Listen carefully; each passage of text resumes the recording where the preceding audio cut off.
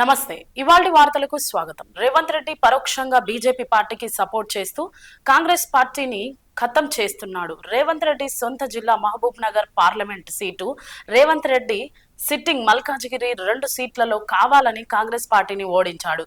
ఏడాది పాలనలోనే కాంగ్రెస్ ప్రభుత్వంపై ఇంత వ్యతిరేకత ఎందుకొచ్చిందో రేవంత్ రెడ్డి ఆత్మ పరిశీలన చేసుకోవాలని అంటున్న తీన్మార్ మల్లన్న.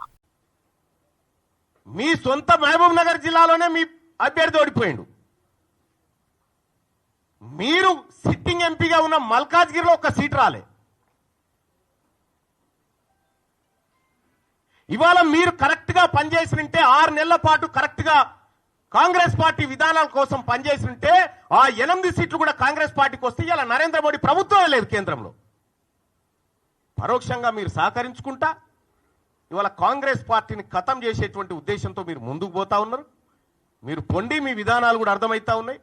నిన్నగాక మొన్న కాంగ్రెస్ పార్టీ ఎమ్మెల్సీ అభ్యర్థి నరేందర్ రెడ్డి గారు ఆయన ఎన్నికల ప్రచారానికి పోయి ఈయన గెలిచినా గెలవకపోయినా ఒకటే అని చెప్పి, ఈయన గెలిచినా గెలవకపోయినా ఒకటే అని చెప్పే, మరి నరేంద్ర మోడీ గారు బొమ్మ పెట్టుకున్నటువంటి బీజేపీ అభ్యర్థి ఆడ గెలుస్తా ఉన్నాడు.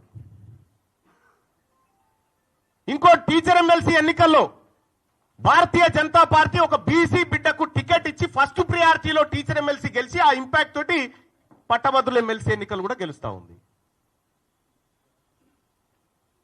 మీరు జిల్లాలు మొత్తం ఈ మెదకు, ఆదిలాబాద్, నిజామాబాద్, కరీంనగర్ పిట్ట తిరిగి నడుదిరిగి ఎమ్మెల్సీ ఎన్నికలు ఏంది ఫలితం?